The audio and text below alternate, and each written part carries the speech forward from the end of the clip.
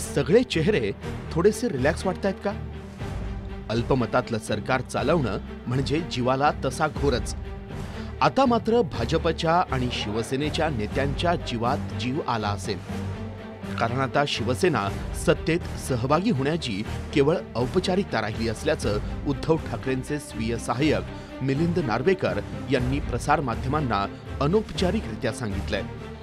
पण शिवसेनेचे इतर नेते याविषयी स्पष्ट बोलत नाहीयेत. तरीही राज्यात युतीचं अडलेलं गाडं आता मार्गी लागलंय असं म्हणायला हरकत नाही.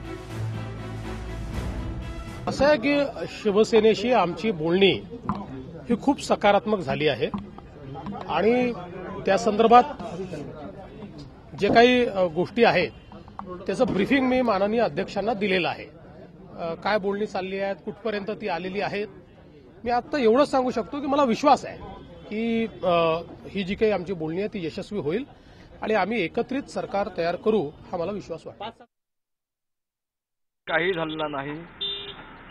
भाजपासोबत सकारात्मक चर्चा चालू आहे आणि योग्य वेळेला योग्य तो निर्णय उद्धवजी निश्चितपणे घेतील. जो फॉर्म्युला आहे 5 कॅबिनेट 8 राज्यमंत्री, मला काही माहिती नाही. मला कधीपर्यंत निर्णय होऊ शकतो मला कल्पना नाही.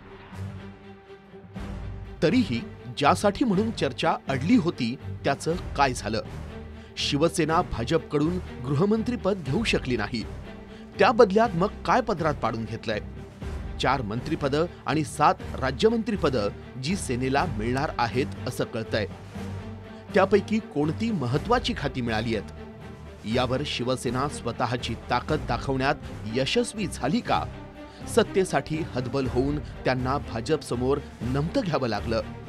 तसंच सगळ्यात महत्वाचं म्हणजे भाजपला शिवसेनेशिवाय पर्याय नव्हता हे पुन्हा सिद्ध झालं का? या सगळ्यांचं विश्लेषण आणि उत्तरं रंजक आहेत. ब्युरो रिपोर्ट, जय महाराष्ट्र.